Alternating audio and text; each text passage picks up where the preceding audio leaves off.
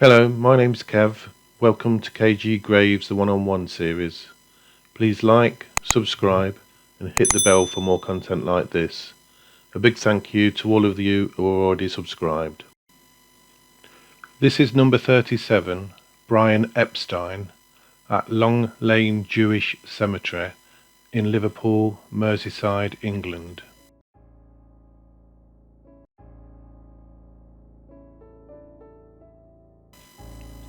Brian Samuel Epstein was born on the 19th of September 1934 in Liverpool, England.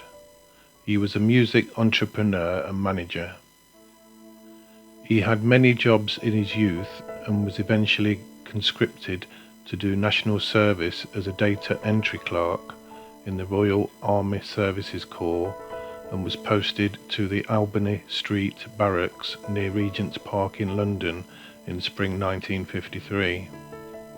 By January 1954, Brian had seen numerous army psychiatrists who recommended an early discharge on medical grounds for being emotionally and mentally unfit.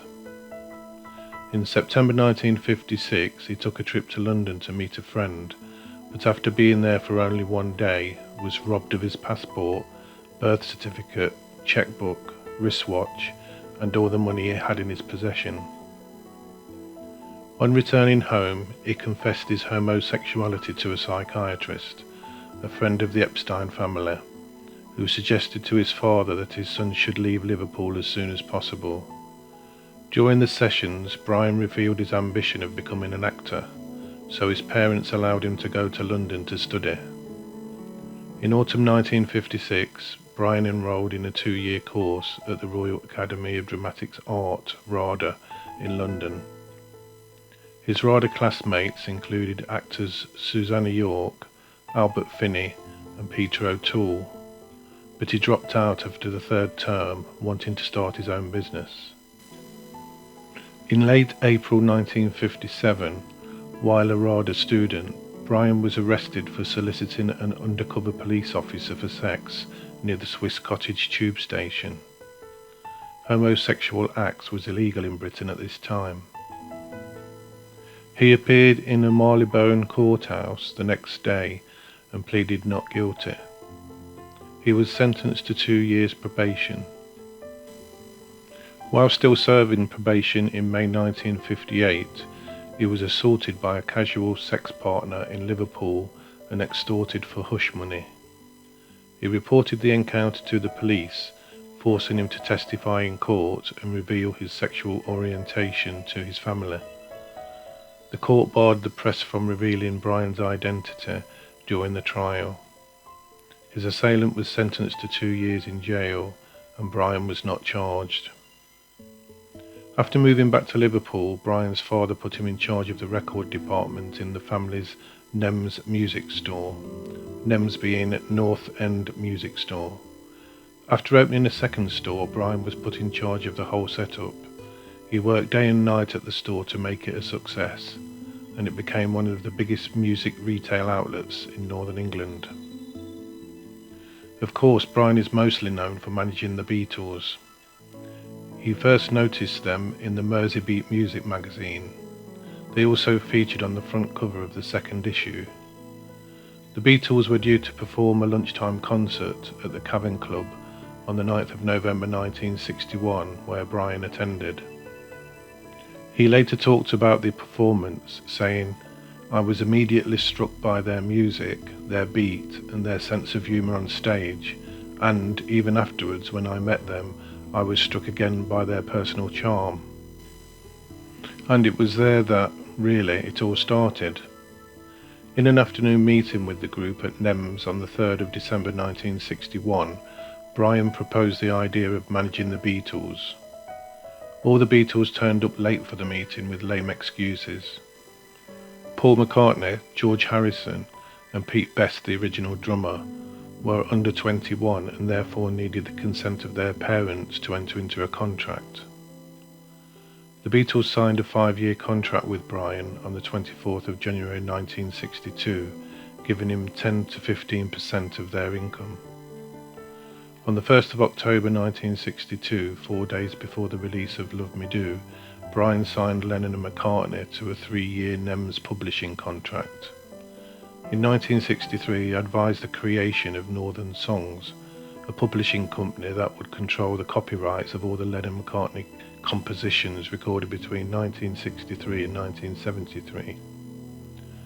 Music publisher Dick James and his partner Chris Silver owned 51% of the company, Lennon and McCartney 20% each, and Brian 9%. By 1969, Lennon and McCartney had lost control of all publishing rights to ATV Music Publishing. Brian's death in 1967 marked the beginning of the group's dissolution and had a profound effect on each Beatle. Brian made numerous trips to London to visit record companies in the hope of securing a record contract, but many rejected him, including Columbia, Pye, Philips, Oriole, and most notoriously Decca. On the 13th of December 1961, at Brian's invitation, Mike Smith of Decca travelled from London to Liverpool to watch the group at the Cavern, which led to an audition in London on the 1st of January 1962. Decca informed Brian 1 month later that the audition tapes had been rejected. In early February 1962, he visited the HMV record store owned by EMI in Oxford Street, London, to have the Decca tapes transferred to 78 RPM acetates. After several people heard the tapes, it was recommended that he take them to George Martin, the A&R manager at EMI's Parlophone label, so a meeting was scheduled on the 13th of February.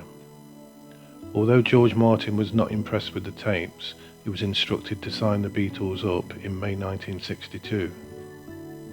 Upon signing the contract, Brian immediately sent a telegram to the Beatles, who were in Hamburg, and also to the Merseyside Music Journal in Liverpool to give them the good news.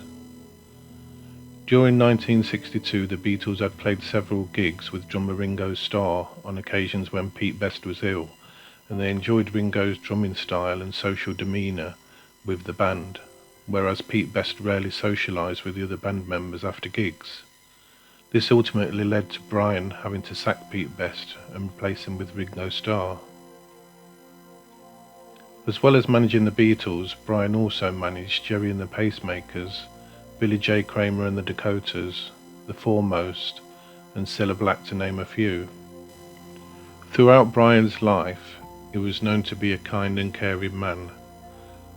When John Lennon married Cynthia Powell on the 23rd of August 1962, he served as best man and paid for the couple's celebratory lunch afterwards. During Cynthia's pregnancy, he also paid for a private room in a hospital and offered the Lennons the sole use of his flat in Liverpool, where they needed a home. He also agreed to be godfather to Lennon's son Julian. In the early 1960s, Brian was taking too many drugs and stimulants and was even introduced to cannabis by Bob Dylan in New York. Brian died in his locked bedroom on the 27th of August 1967 of a barbiturate overdose at the age of 32. The Beatles were on a retreat in Bangor in North Wales at the time with the Indian guru Maharishi Mahesh Yogi.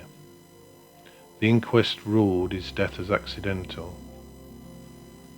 The first contract between the Beatles and Brian was auctioned in London in 2008, fetching £240,000. On the 27th of August 2022, the 55th anniversary of his death, a bronze statue of Brian was unveiled near the former site of his family's NEMS record shop in Liverpool. Let's see where his grave is located.